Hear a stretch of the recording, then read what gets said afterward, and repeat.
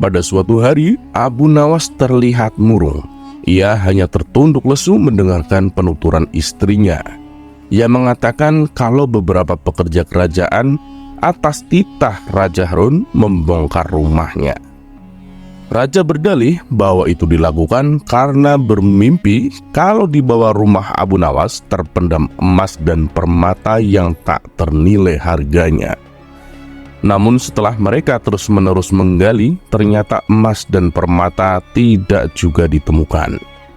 Parahnya, sang raja juga tidak mau meminta maaf dan mengganti rugi sedikit pun kepada Abu Nawas. Karena itulah Abu Nawas sakit hati dan memendam rasa dendam kepada perusak rumahnya itu. Lama Abu Nawas memeras otak, namun belum juga ia menemukan muslihat untuk membalas perbuatan baginda raja. Makanan yang dihidangkan istrinya pun tidak dimakan karena nafsu makannya telah lenyap. Keesokan harinya, Abu Nawas melihat banyak lalat-lalat mulai menyerbu makanannya yang sudah mulai basi. Begitu melihat lalat-lalat itu berterbangan, Abu Nawas tiba-tiba saja tertawa riang, seolah mendapatkan ide. "Wahai istriku, tolong ambilkan kain penutup untuk makananku dan sebatang besi," kata Abu Nawas kepada istrinya.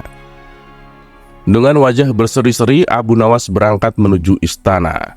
Setibanya di istana, Abu Nawas membungkuk memberi hormat kepada Raja Harun ar-Rasyid.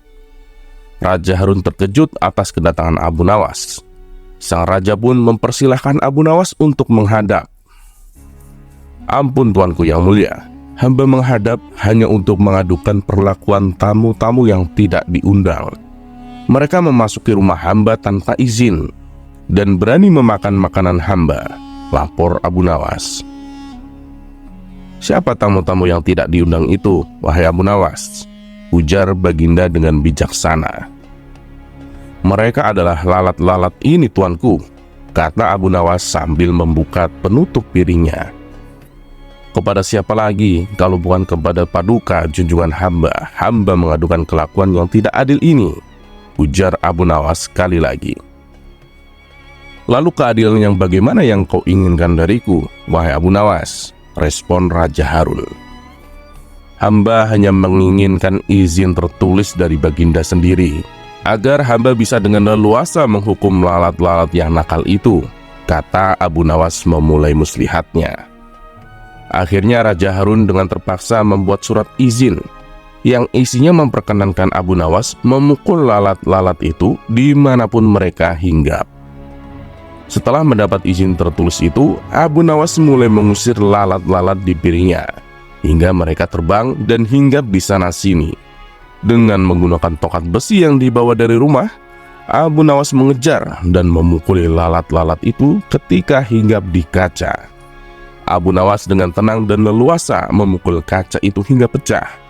Kemudian di vas bunga nan indah juga ikut terkena pukul dan pecah. Akhirnya hanya dalam beberapa menit saja seluruh perabot istana hancur berkeping-keping. Raja Harun tidak bisa berbuat apa-apa kecuali menyadari kekeliruannya yang telah dilakukan terhadap Abu Nawas dan keluarganya. Dan setelah Abu Nawas puas, Abu Nawas pun memohon diri untuk pamit pulang ke rumahnya dengan senyuman yang lebar.